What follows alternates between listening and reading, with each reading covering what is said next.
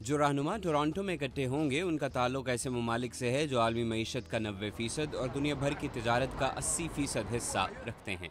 दुनिया भर की 2/3 आबादी इन्हीं के मुल्कों में रहती है। आलमी मालियाती बहरान ने मालियाती इदारों के लिए बेहतर कवानीन बनाने की ज़रूरत को वाज़े किया है, मगर सवाल ये है कि ये कैसे किया जाए। कुछ वज़राए ख़जाना बैंकों से ये मुतालबा कर रहे हैं कि वो अपनी रकम का छोटा हिस्सा कर्ज में दें ताकि किसी कर्ज या सरमायाकारी में नुकसान की सूरत में ज़्यादा रकम उनके पास हो।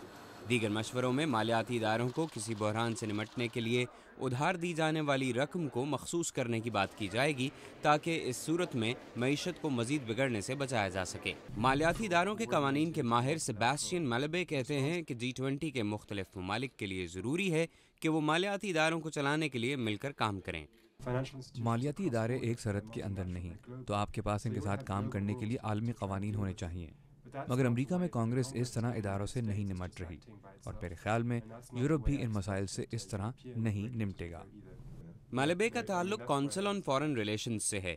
वो कहते हैं कि आलमी ताउन शायद उस वक्त ख़त्म हो जाए जब तिजारत दोबारा मुस्तहकम हो और दुनिया 2008 के माली बहरान से बाहर निकलना शुरू हो। एक और बहरान यूनान में शुरू हुआ है, जिसकी वजह मुल्क के कर्जों का बढ़ना है और मालियाती इदारों को शक हुआ कि ये शायद ही वापस दिए जाएं। खसारे को कम करने के लिए हुकूमती अखराजात पर तनकीद से एथेंस में पुरतशद्दुद मुजाहरे हुए।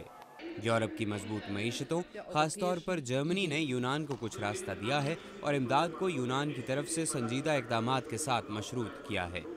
ये तवक्को भी की जा रही है कि G20 ममालिक खसारे को कम करने के तरीकों पर भी बात करेंगे।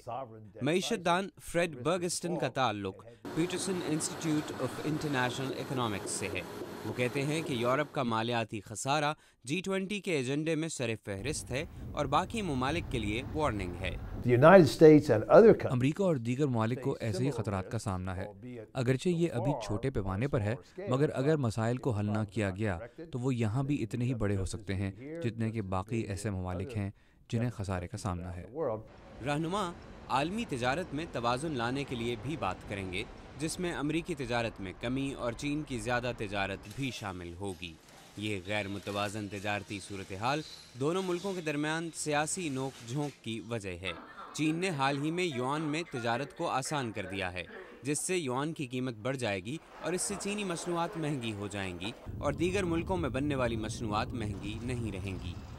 दुनिया के 8 बड़े सनती ममालिक के रहनुमा, जिन्हें G8 के नाम से पहचाना जाता है, इन मसाइल पर इब्तदाई बातचीत के लिए कनाडा में ही जुम्मे और हफ्ते के रोज़ पहले मिलेंगे, जिसके बाद G20 रहनुमाओं की मुलाकातें होंगी। जिम रैंडल के साथ मोहम्मद आतिफ, उर्दू VOA।